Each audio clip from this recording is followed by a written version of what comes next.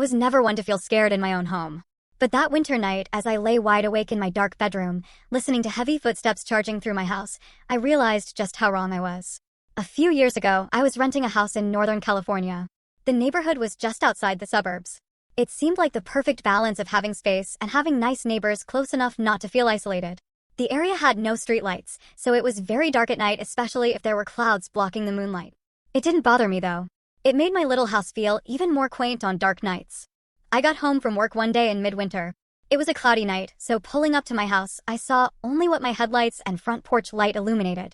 When I got out of my car, I caught a whiff of cigarette smoke. That was odd, as I had never smelled that before around that house. I didn't see anyone nearby, so I ignored it and went inside. I had just got off a shift with a few hours of overtime, so I felt pretty tired. Even though it wasn't even 7 yet, I decided to take a shower and call it a night. I woke up some time later sure that I had heard a noise inside my house.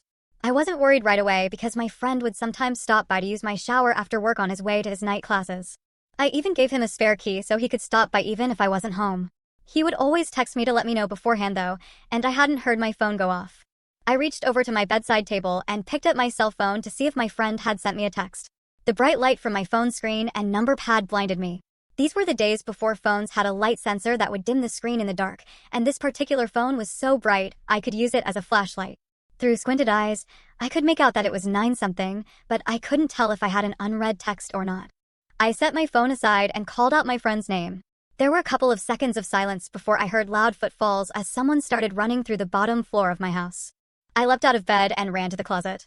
They were already up the stairs by the time I had opened the door and stepped inside. That house had 3 rooms upstairs, 2 bedrooms on either side of the hallway, the one I was in and a spare, and a bathroom at the end. The bedroom doors were both closed, but the bathroom door was cracked open. I heard whoever was in my house thunder down the hallway past my door and into the bathroom. Thank God he did. That gave me enough time to open the attic access in the ceiling of my closet and hoist myself up. I had just started to lift myself up when the person ran back out of the bathroom. My feet were barely inside of the attic when my bedroom door burst open. I heard footsteps run into my room and stop. When they didn't see me in that room, they ran back to the hallway and into the other room, which just had boxes stacked in a corner, some weights, and a table where I painted my miniature models.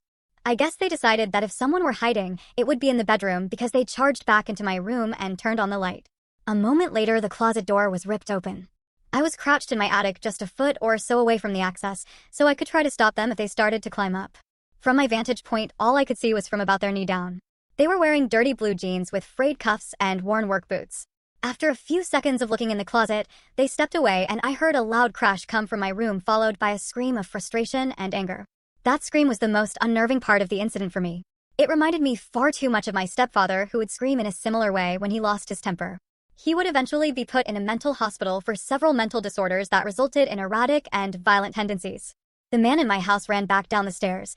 I heard crashes and clatters as things were thrown around and furniture was knocked over. I stayed crouched in the attic. I had left my cell phone when I ran for the closet, and I wasn't certain I could climb down without him hearing. After some time, the noises stopped. I started counting slowly. When I reached 1,000, I decided it was safe enough to climb down and call the police. The first thing I noticed when I exited the closet was the intruder had flipped my bed over. I assume in an attempt to find me. That was the loud noise I had heard after he stepped away from the closet. I couldn't find my cell phone, so I went to the landline by the bed and called the police. I waited in my room until I heard them call out from downstairs. The first floor was a mess, but I had expected that. Chairs had been knocked over, the sofa had been flipped. All the books, pictures, and knickknacks I had on my shelves were strewn across the floor. The cupboards in the kitchen had been opened and all the boxed and canned foods had been thrown to the ground. As far as I could tell though, the only thing missing was a single knife out of the wooden block in my kitchen.